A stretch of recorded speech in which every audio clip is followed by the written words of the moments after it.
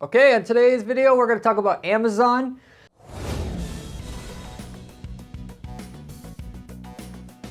Specifically, what should you or even should you send traffic from Google advertising to your Amazon listings?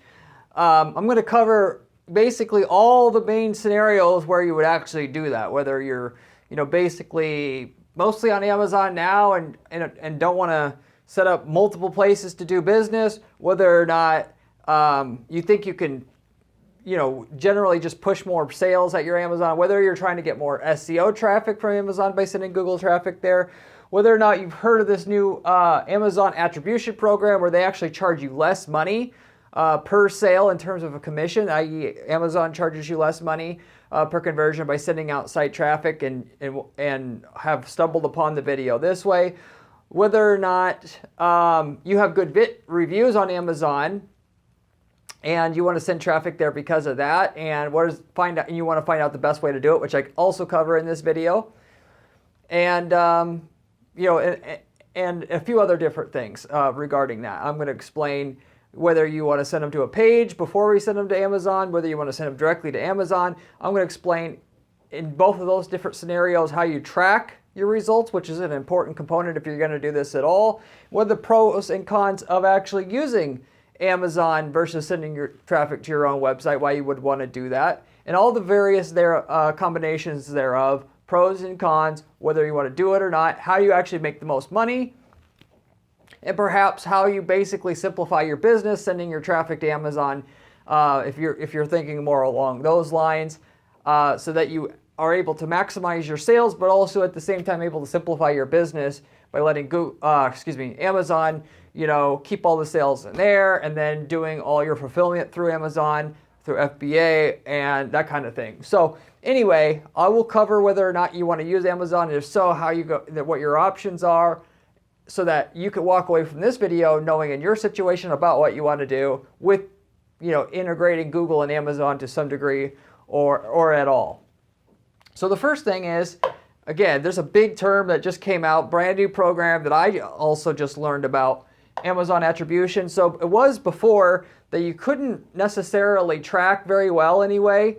If you're sending traffic outside from an outside source directly to Amazon, to track whether or not when somebody made a purchase on Amazon there, how many purchases came from that traffic source, so that you could even identify whether or not certain traffic sources worked or they didn't work. And obviously Amazon wants people to do this, which is why they came out with a better program to track whether or not, if you send traffic from a Google ad or Facebook ad, did it work? And specifically to how many sales you got, basically, and at least let you track at that level. Okay?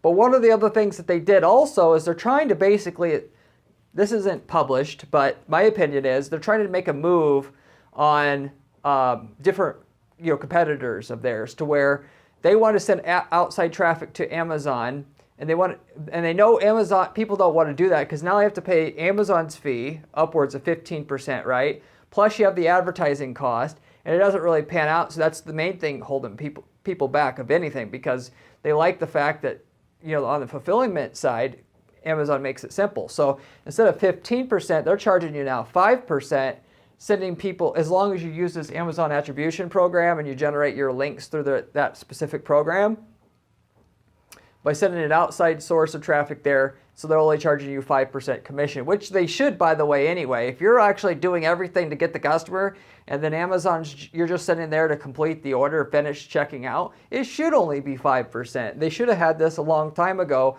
Somebody woke up and was smelling the coffee there over at Amazon to be able to get more people to do that, because ultimately Amazon's going to win big in two ways.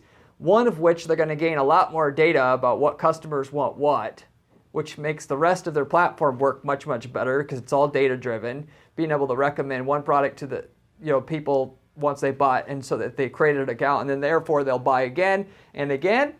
And then two, people will use FBA more so, and they'll earn that way. So this is the great thing, a great idea that Amazon actually did work this out, because obviously at the same time, other than the commission, I'm not going to drive traffic there unless, if I'm getting sales through Amazon itself, unless I know if I'm making a return or not. It's a little scary. If it's very profitable, I might just say, oh, who cares? It's, you know, my bank account's growing. But usually we're working in the realm of small percentages when we do, you know, pay-per-click advertising. It's not 2010 here anymore. It's not extremely profitable with minimal effort. So we had to figure out whether or not an ad, what the true sales impact from a certain traffic source is. We can justify running it and then use that and put one thing behind us so we can go ahead and work on the next and the next and build things up like we would any place else or as if we were working on Google Ads directly without Amazon involved at all or to any degree. So you have now, as you know, an opportunity to where the financial end of things that will pan out. You don't have to pay this stupid ass 15% to Amazon to be able to complete the purchase. You could send a Google Ads click there and actually make out, okay, if you want to use Amazon for the back end of your business, if you will. There are, you know, some definite benefits of using Amazon that people have, you know, that mentioned to me. I'll just let you know up front, I would run my own website and I've got my own reasons for that. But if you're just starting out, I do understand it. And they make it simple for a person to get started in business without having to know everything about all this technical crap about merchant accounts and all this other stuff. So why do people send traffic to Amazon in the first place? To complete their order? Well, easier fulfillment. You know, once the order's in there, it's in there. You can use FBA. Fulfillment, you know, it keeps it all in one place. That's the one thing. Second, maintenance / security. So a lot of people, you may not think about it, but nor do a lot of people, but the bigger you get, by the way, the more of a target you are for hackers. And obviously, the more you have to run yourself, the more IT failure points you have. You need to have IT people on staff to make sure your cart doesn't stop working. Everybody finds out the hard way about malware and people hacks people's sites. And if your site gets hacked for a day and you were sending traffic in, well, all the orders for that whole day are gone now. And that might be enough to wipe out your profit for the whole week or month with one simple slip up before you figure out basically that there's a hack there, that your orders aren't coming through. And then obviously being able to stop your advertising because it's all going to be wasted at that point. And then obviously having to spend time to get it back up and so on and so forth. I'm going to make a video about malware, about how to prevent problems like that. So that's coming. But if you use Amazon, you're outsourcing all that potential failure points to them, right? You don't have to worry about also, of course, if somebody's card gets compromised and them blaming you, it's Amazon's fault now, right? And you tell them to go to Amazon basically for that. SEO benefits. So this is the main thing why one of the more common reasons why I know people would want to send traffic to Amazon. They want that sweet, juicy Amazon organic traffic. The more sales you do through Amazon, you know, along with that, and the more traffic you drive in, the more data that they're going to have.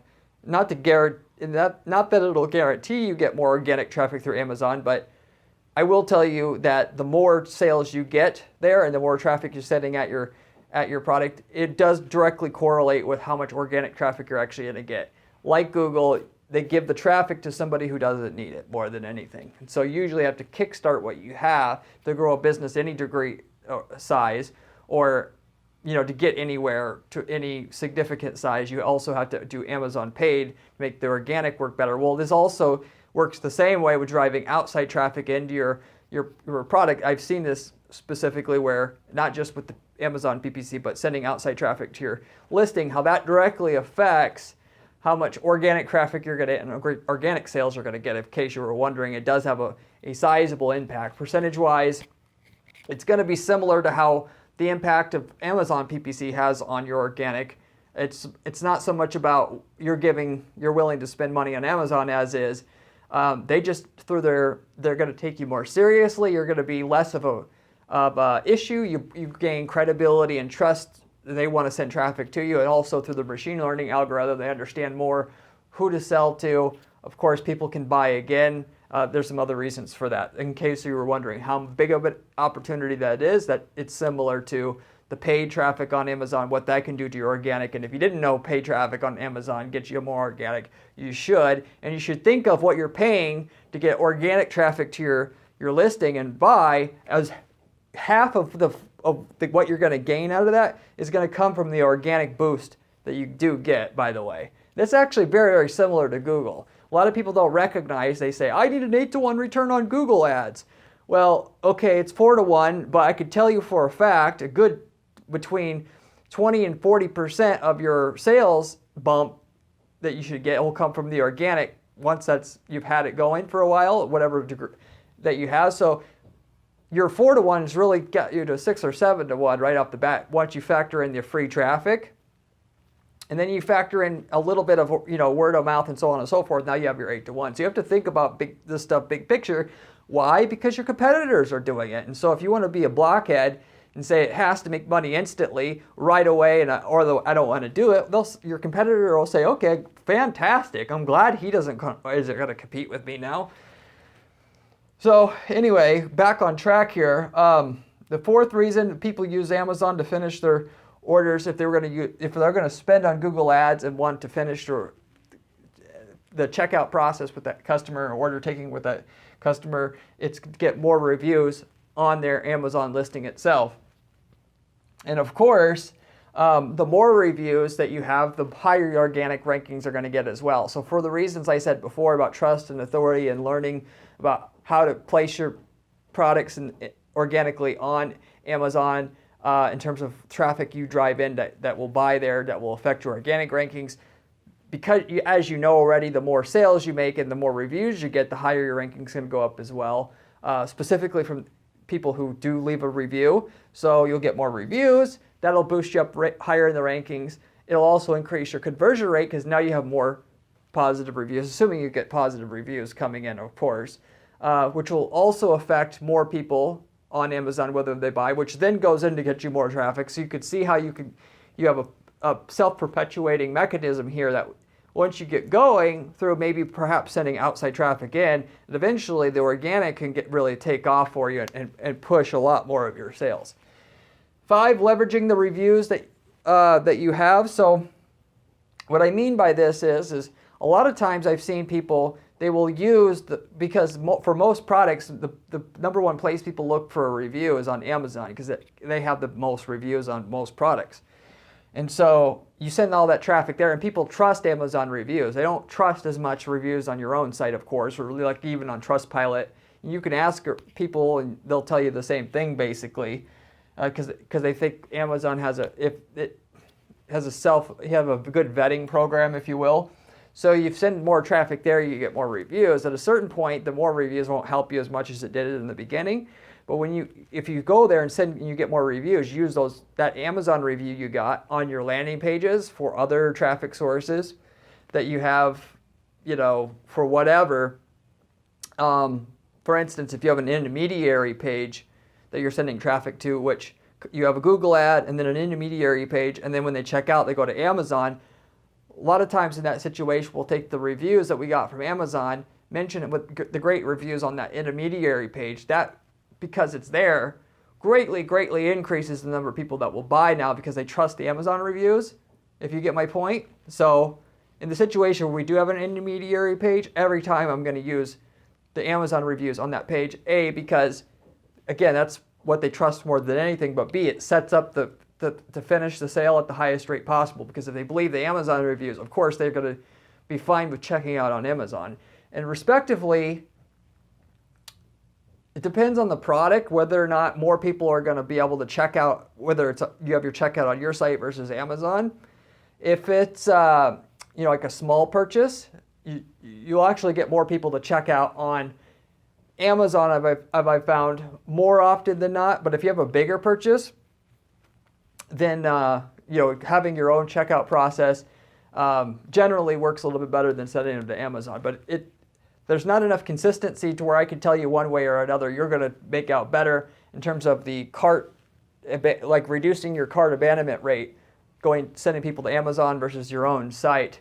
And it also obviously depends on your checkout, how streamlined it is. Do you have trust symbols on there, which is a very important component people overlook. And and some other factors there. So I would just say that in general, it's similar enough to where it's an option always to send traffic to Amazon to check out. But if you really are hard pressed to get the most results, you definitely, before you're going to depend on anything long term, maybe consider trying both ways before you really dial in everything long term for yourself. And then 6 is higher trust. So basically, if you're selling a lower priced product, like I said, there seems to be a little bit of a trust boost you get given the fact that, okay, yes, you have good reviews on Amazon, but they're not giving their credit card to some no-name company, right?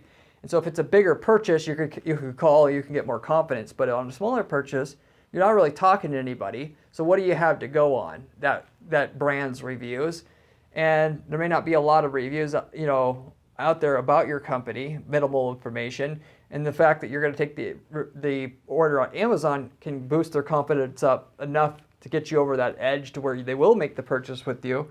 So you could borrow Amazon's trust, if you will, okay? So again, that's not going to occur in every case, and it skews towards the smaller purchase end of the purchase amount, total size or whatever. So just some general tips there. So anyway, that's why people use Amazon in general. So you have to, before you get into doing this for yourself, you have to determine if you want to use an intermediary page for you or not. And I talked about that briefly just a minute before, where you're either going to have two things that you're going to do. You're either going to send your traffic from Google Ads, if you're going to use Google Ads, to send traffic to Amazon to make an order or make more purchases on Amazon for any of the reasons I mentioned or any other reason. And you have to decide up front if you're going to send the traffic to Amazon directly or a page that then funnels into your Amazon, okay? And so respectively, that intermediary page will just promote one product, and then when they go to checkout, they're going to go to that direct product on Amazon. Or, of course, you're going to send people directly to the product itself on Amazon. It could go to your store page, technically, from a Google ad in some occasions, but in general, again, this is the big thing you have to think about before you do anything else. So there's pros and cons of using this intermediary page, as I described, and to help you figure out if you want to do this for yourself or not. The pros are of actually sending people directly to the Amazon page versus this intermediary page is it's just less complicated. And that's the main thing that you're going to have, because there's a whole heck of a lot of reasons why you want this intermediary page versus sending them to Amazon, and I'm going to get into that next. So the cons of not using an intermediary page, which that's a double negative, I know, is you can't do shopping campaigns. So if the shopping campaigns are the little picture ads where they have a picture of the product and the price on Google. You have the text ads usually up here, and then maybe above, sometimes you'll see the picture ads or to the side. Those picture ads are usually more profitable than the text ads short term. And at the very least, they'll be just as profitable as the text ads. And so you can't use those shopping campaigns because they're based upon a product feed and then send directly to Amazon. They don't allow it. So you're missing out on half your revenue in most e-commerce markets if you're not going to do shopping. And so therefore, if you're trying to use Amazon, you're missing out on half the opportunity right off the top if you're planning on using Google to supplement your sales on and through Amazon. The second con here is you won't collect customer data. So one thing that I always tell people, just to skim away from Amazon in general, more than I think anything else, is Amazon has they get your customer. Wasn't it a great thing for Amazon? You pay Amazon to give them your customer, and then which now they got not for free. They didn't get your customer, but they actually got paid for them to give you the customer, and then now they could use that customer and sell to them again through email, whatever. They got the customer's information. They can sell that customer's information to other third parties. And yes, you got a sale, but now they own the customer. And respectively, if you're going to build a brand, you need to own the customer. There's no brand really built there otherwise. So with that said, if you use this intermediary page, then you're saying, Corey, well, if I use this intermediary page, isn't Amazon still going to owe my customer? And the answer is no, because I've found a sweet workaround, which is when somebody goes to where you have your buy button on your intermediary page, when they click on that, you can have a pop-up that says enter your email address for a such and such discount before they get redirected, and then now, bam, now you have that customer, and you can remarket to them, and now you can send them emails.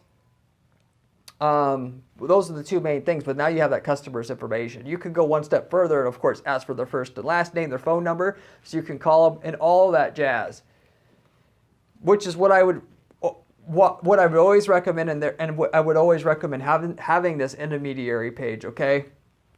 Respectively, if you want to track on Amazon whether or not the traffic that came from your Google ad that had to go through this intermediary page worked or not, you could still track it, and I'll explain why and how. So there is no drawback there in terms of the tracking, why you would have this or using this intermediary page, okay? So just to get that out of your mind up front, so you don't shut down the rest of what I'm trying to tell you here. The next con is you won't be able to do remarketing, as I talked about that. Remarketing, generally speaking, is a very critical component to get ads to work.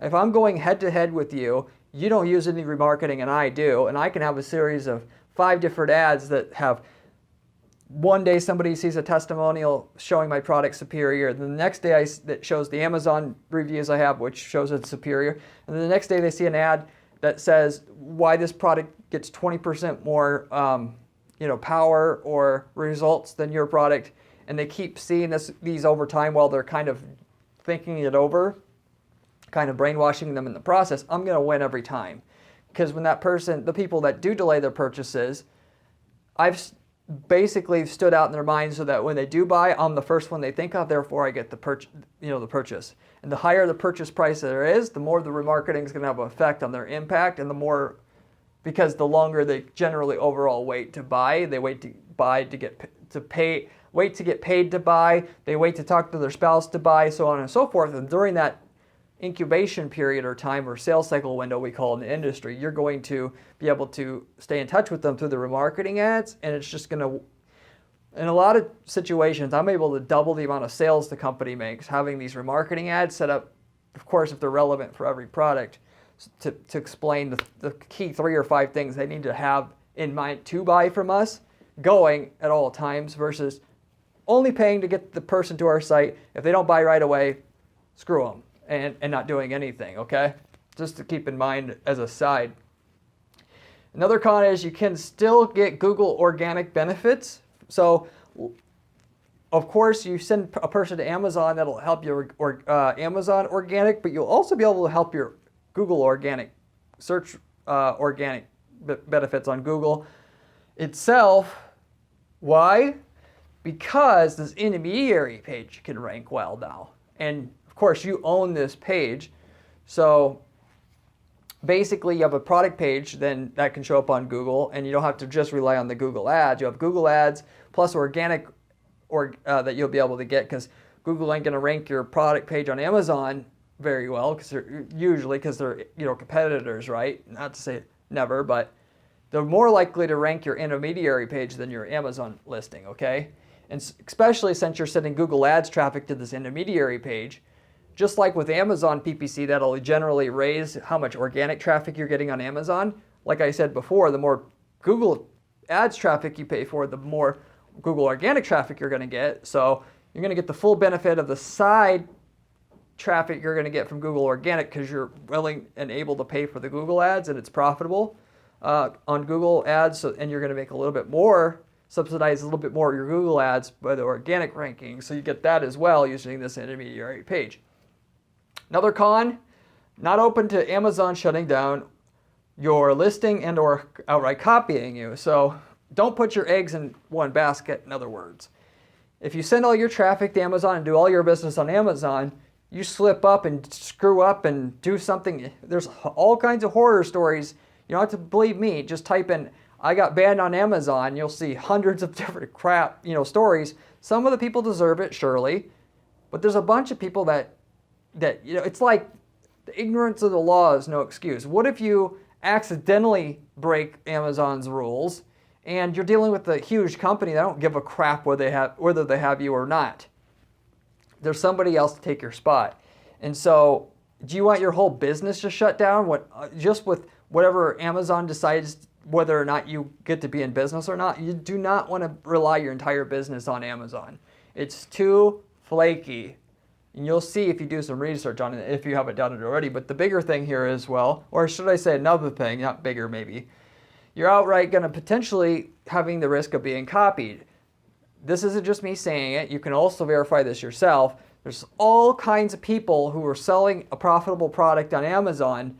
Amazon realized it was profitable. They wanted to just outright replace you, because if they could do what you're doing, they'll just sell it themselves and take the extra, profit for themselves. You have all your traffic going in Amazon. They know exactly what, how profitable it probably is. Then all of a sudden you have a problem.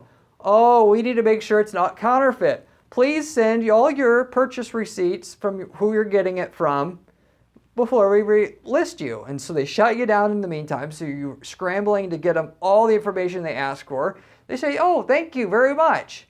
And then they may turn you on for a period of time, but suddenly now they used your information you gave them to go directly to your manufacturer, who you said you got it from.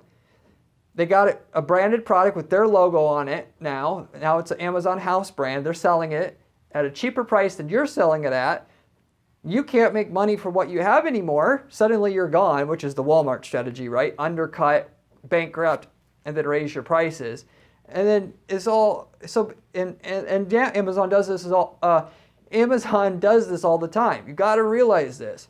So therefore, Amazon does not deserve your entire business. This is like your competitor. You could think about it that way. You're going to use them, but you're not going to trust them any more than you have to.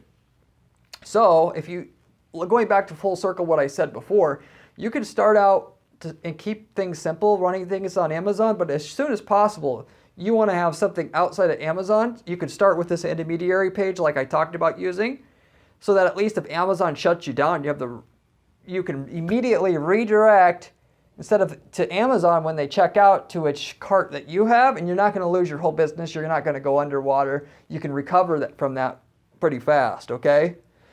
And long term, of course, you'll want to take the order yourself, because that's going to put you in an even stronger position. You don't want to have to rely on anybody as much as you can. The worst number in business is 1, because 1 is the potential of completely failing. You want backups for everything, and you want a website, and just like you could send the credit card orders through XYZ, through Stripe. Stripe shuts you down. If you have your own cart, you can immediately switch to another credit card processor, and you're good.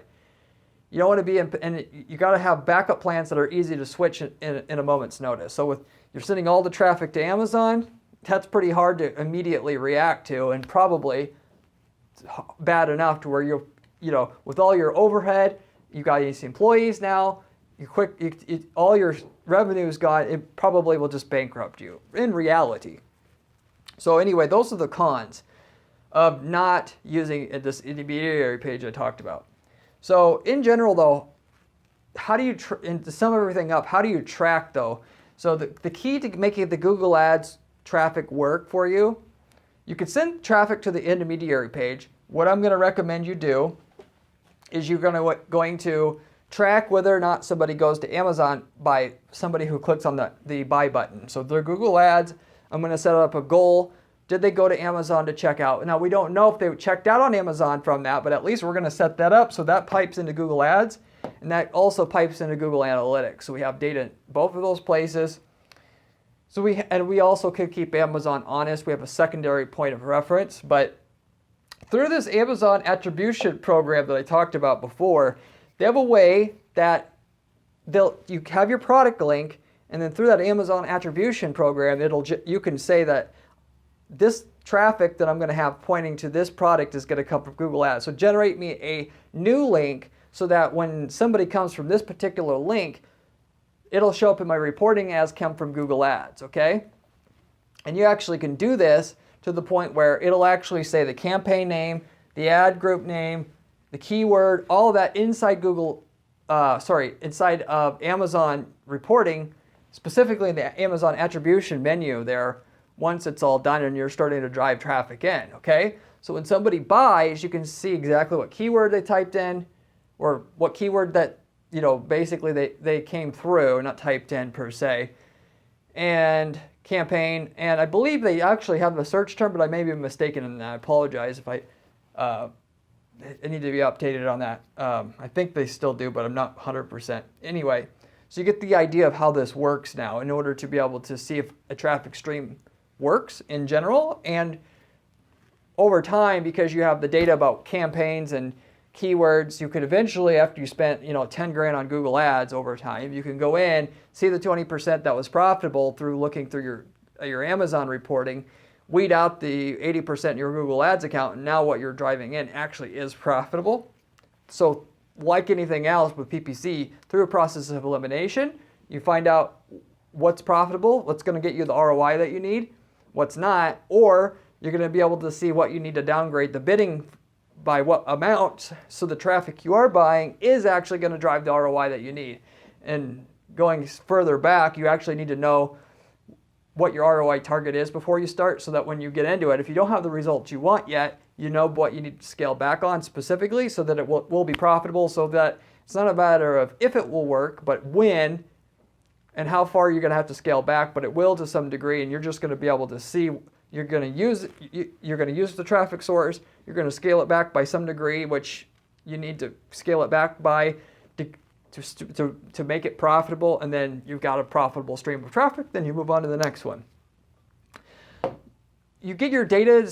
Now, going one step further, when somebody buys, you actually, instead of just seeing whether or not someone clicked on our buy button on our intermediary page, we want to see if they actually bought itself, and see if anybody abandoned cart, if we could call it that. And there's a way to do that. You go through and you set up a Zapier integration so that your Amazon attribution will link up with your the Google Sheets and Google Analytics and Google Ads. And so Google actually, for each click that you pay for, has what this is called a GCL ID, or Google Click ID, which is like a serial number for every click that you pay for on Google. And that data will be able to be sent through to Amazon attribution in your reporting.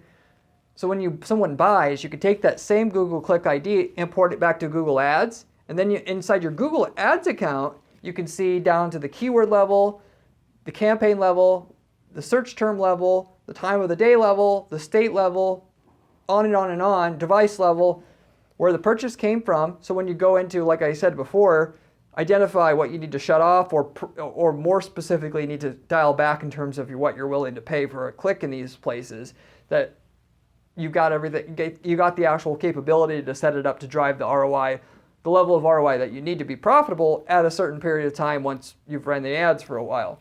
And so that's actually how you do that.